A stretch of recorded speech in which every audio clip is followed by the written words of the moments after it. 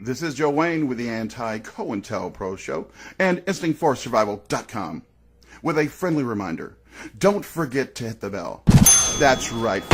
If you're wondering why you're never getting those new video notifications from the Anti-COINTELPRO Show that I upload numerous every single solitary day, it's because you forgot to hit the bell. The bell I'm referring to is that little Google bell right beside the subscribe button. So right after you hit the subscribe, don't forget to hit the bell. And when you hit the bell, you will receive the daily new video notifications from the Anti-COINTELPRO Show and InstinctForSurvival.com. This is Joe Wayne. Good day. And enjoy your video.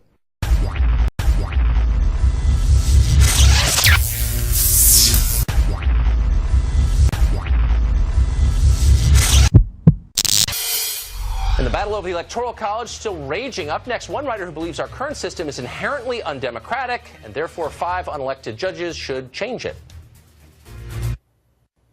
Well, the Electoral College vote has come and gone. Donald Trump will be the 45th president of the United States, but that has not stopped the debate over whether the electoral system itself is a good idea and fair. Kenneth Jost just wrote a recent LA Times op-ed entitled "The Electoral College has always been the wrong way to choose a president," and he joins us now with his plans to fix it. Ken, thanks a lot for coming on. Glad to be with you. So you start the piece by saying Trump's election is another piece of evidence that it's a bad system, and thank you for being straightforward about how you feel politically, and that's fine. But you basically make the case, if I'm understanding it, that the Electoral College is bad because it's not democratic enough. It doesn't respect the idea of one man, one vote enough, which I think is a real argument. But your solution is, did I get that right? Absolutely. Okay. So one man, one vote is what the Supreme Court said in the 1960s is the sum and substance of the 14th Amendment. Due process, equal protection of laws means one person, one vote, same weight. The Electoral College, it contradicts that. Yeah. And later amendments can change the meaning of the original Constitution. That's right. So everything you said is right, and the Electoral College is less democratic than a one-man, one-vote system, for sure. It's your solution that gives me pause, which is, rather than have the states vote on it, which would be the most democratic way to do it, you're choosing the least democratic way to do it, which is to have 5 unelected justices make the decision to change it. That seems like more of the problem you're decrying. I understand it's an audacious argument to say that the Supreme Court can strike something out of the Constitution. Absolutely. But the Supreme Court has done some audacious things, after all, abolishing racial segregation in public schools, establishing constitutional right for same-sex couples to marriage, etc. And striking down part of the campaign finance law in the Citizens United case. Okay, so the Supreme Court, way back when John Marshall was Chief Justice, said it is fundamentally the province of the judicial department to say what the law is.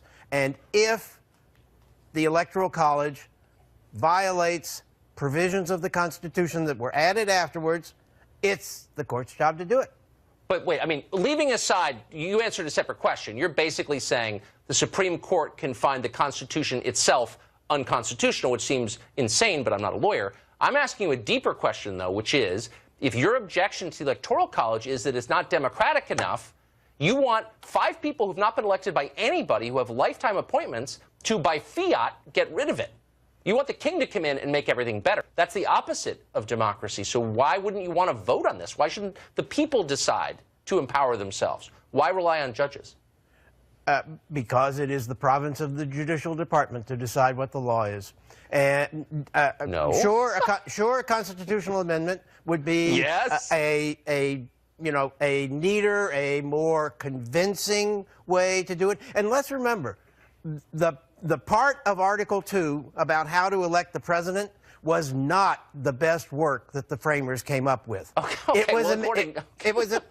give me a second. It was amended 10 years later, right? Because their first idea was the runner-up would be vice president. What a stupid idea, right? And 150 years later, in 1933, the United States, the Constitution was amended so that the 4.5-month transition period, which was way too long even back then, was cut down to 2.5 months. So we now inaugurate the president in January, not in March. Right. No, I know all that, and there was messiness around that, and their original idea didn't work very well, and so they amended it, as you just noted. But I want to get to something that I see, not just in your writing, but all over the left, which is a lack of faith in democratic institutions. You're basically saying change comes from lawsuits. You recommend someone file a lawsuit, and then judges decide, and then the rest of us abide by it. What happened to the bedrock American faith in self-government? You seem to have given up on that completely. You said, well, this is a less elegant way. No, it's not less elegant. It's less democratic. And is that not a problem for you? Well, you should ask legal conservatives that same question. Okay, good if you have. Citizens United was the result of a request from the right for judicial activism. And you hear that on the legal right. But you're still not answering the question. I mean, look, you have a case to make. I don't think your case is crazy. I think most people think, yeah, that makes sense. We want more democracy rather than less. But why not convince people, like ordinary people, to push their lawmakers to do this instead of just asking one guy to sue and some star chamber of judges nobody even knows to make the decision that the rest of us live under? Is that really the direction you want to take the country? Well, first, let me say I appreciate your comment, because one of the kinder things on Twitter was somebody who called me unhinged. But in any event, I just think it's unhealthy. I guess that's the point I think.